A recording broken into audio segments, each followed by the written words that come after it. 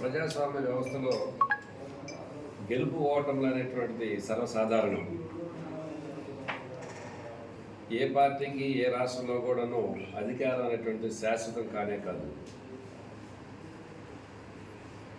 ఇలాంటి పరిస్థితుల్లో గౌరవ ముఖ్యమంత్రి శ్రీ వైఎస్ జగన్మోహన్ రెడ్డి గారు ఎన్ని రకాల సంక్షేమ కార్యక్రమాలు ప్రవేశపెట్టినప్పుడు కూడాను, ప్రజలు ఎంతో లబ్ధి పొందినప్పుడు కూడాను, ఎవరు ఊహించని విధంగా ప్రజలు ఈ ఎన్నికల్లో ఈ విధమైనటువంటి తీర్పునివ్వటం అనేటువంటిది ప్రతి ఒక్కరిని కూడాను ఆలోచింపచేసే విధంగా, ఆశ్చర్యపరిచే విధంగా జరిగినటువంటి పరిణామాలు.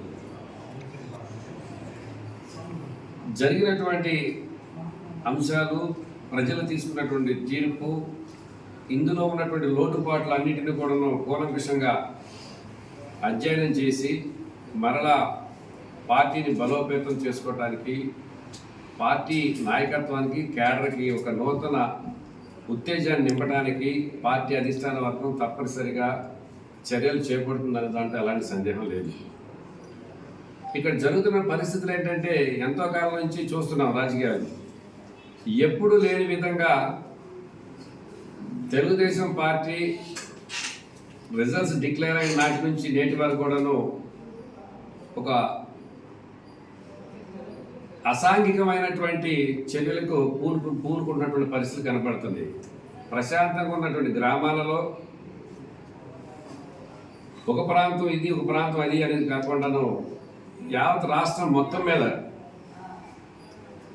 ప్రశాంతంగా ఉన్నటువంటి, ముఖ్యంగా మా రేపల్లె నియోజకవర్గం లాంటి ప్రాంతాల్లో కూడాను గ్రామాలలో తెలుగుదేశం పార్టీ కార్యకర్తలు కావచ్చు, నాయకులు కావచ్చు, నాయకుల యొక్క ప్రోద్బలాలతోటే కార్యకర్తలు, వైసీపీ కోసం కష్టపడి పనిచేసినటువంటి కార్యకర్తల ఇళ్ల మీద, నాయకుల ఇళ్ల మీద పడి దాడులు చేయటం అనేటువంటిది సరైన పద్ధతి కానే కాదు. దాన్ని ఎట్టి పరిస్థితులు ఎవరు కూడాను క్షమించాలనేటువంటి పరిస్థితి. నేను ముందులో చెప్పినట్లప్పుడు ఎవరికి, ఏ పార్టీకి, ఏ నాయకుడికి ఏ అధికారం కూడా శాశ్వతం కానే కాదు.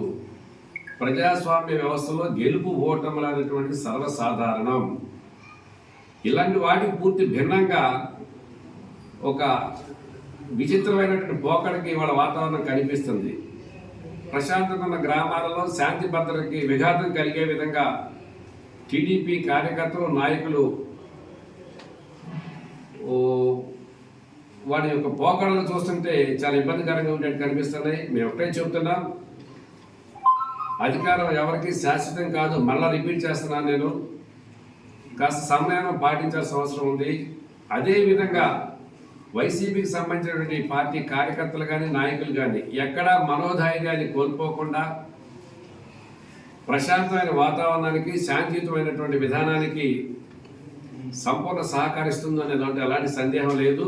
అదేవిధంగా మన వైసీపీ నాయకత్వం, కార్యకర్తలు కూడాను సమయాన్ని పాటించాల్సిందిగా అందరినీ కూడా విజ్ఞప్తి చేస్తున్నాం.